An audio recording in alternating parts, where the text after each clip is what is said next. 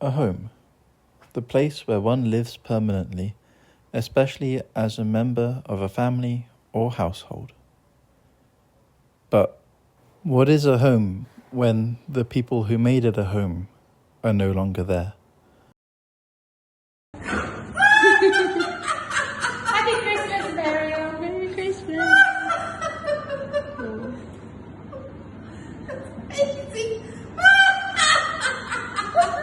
Good reaction.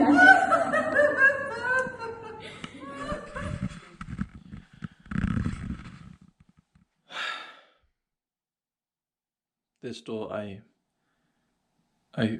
struggle with the most because it's the door to my parents' bedroom. It holds a lot of memories, this room. As soon as you open it, you realise that as much as it is a bedroom, there is a bed, by definition, in it. There's just a stillness about it. It's a big spot. Huh?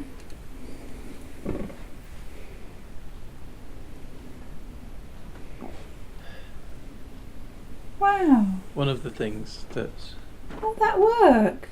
the most difficult, alongside my parents not being here anymore, is the amount of stuff that there is as a result of it. They lived here for 30 years, maybe a bit longer, and in that time, obviously, you collect things, you buy things, you make memories with things, but then the problem arises when all of these things just stay and keep staying and keep adding on to one another. But at the same time, there is a thing of too much. And this room, my dad's study, has become a little bit of a temporary storage room whilst I've been trying to start sorting out some of the house. But there's already a lot in here, and I haven't been able to go through these rooms properly yet. I mean, my father passed away almost 7 years ago, but here are his clothes, and his clothes are still in these drawers and on the floor and in the wardrobe, along with some of my mum's. But they're just sitting here, and they're clearly not adding anything to my life because they've been sitting here not doing anything, not really adding any value to anything for the last 7 years, or at least the last year and a half. I just don't know what to do. You'll be able to do it, and do it to like a really good standard as well. And I feel like you're finally in a state that you feel like you're ready to do it. I mean, how you're gonna be after you start doing it is unknown, you know? Yeah, but at least for the time. And there's a bottle of champagne, and I have no idea what that was for, what it was celebrating. It's just been sat there. I just don't know what to do with it all. There's so much stuff. And I want to treat it with respect and dignity, but I can't keep all of it, I just don't know what to do.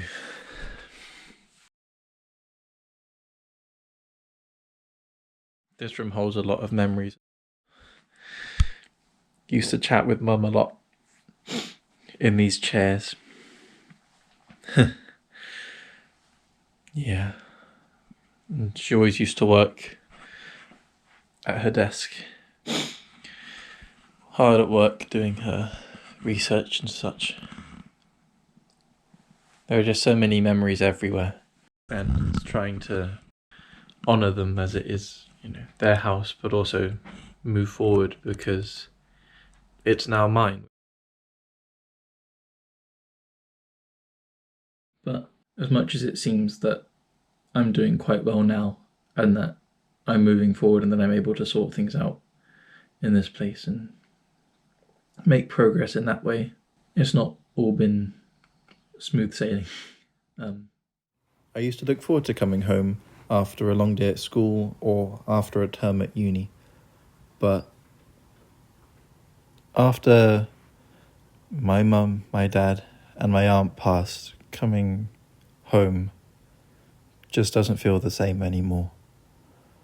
And because it used to be full of so much laughter, so many happy memories and love, it just feels so empty. And if I'm there for too long by myself and I just let it get to me, then feelings of suicide creep into my mind. And it's not easy to admit, it's not nice to say. It's one thing to think it, but to say it out loud makes it so much more real. But it's true. And I don't like it. I don't like having those thoughts.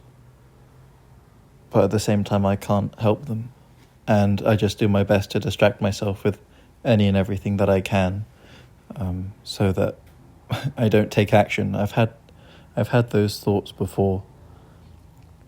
When my dad passed, and I didn't act on them, and I don't intend to act on them this time.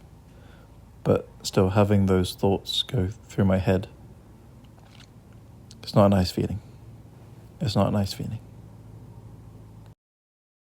And the only thing that kept me going was the fact that now that my mum didn't have him, and I don't have any siblings, it was literally just me, and she had told me that I was pretty much the only reason that she was sticking around.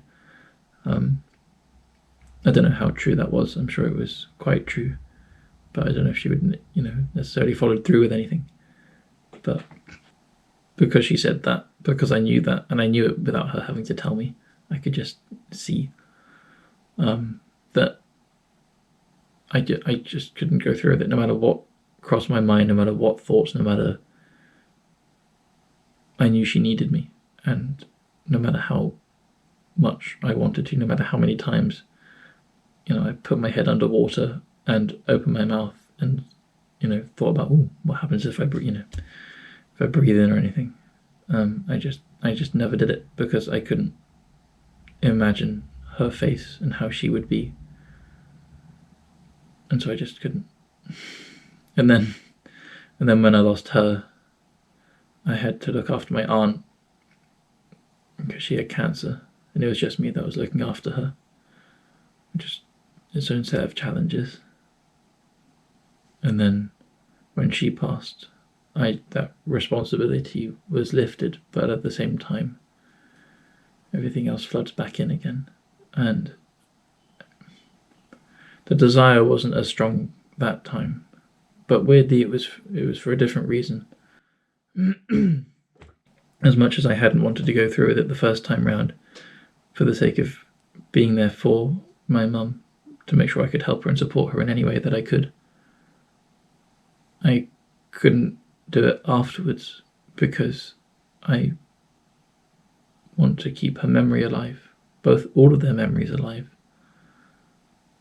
And even if it is really difficult and it takes all that I've got to just get through to tomorrow, regardless of doing anything else, I'm doing it for them. Because I want their memories to live on. I want them to be remembered. I want them to be celebrated.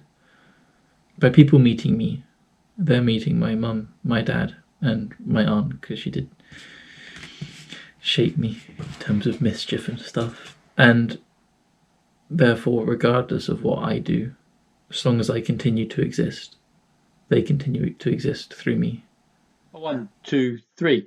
Happy birthday to you. Happy birthday to you. Happy birthday, dear wifey. Happy birthday to you. Have a lovely day. Talk to you later. Bye.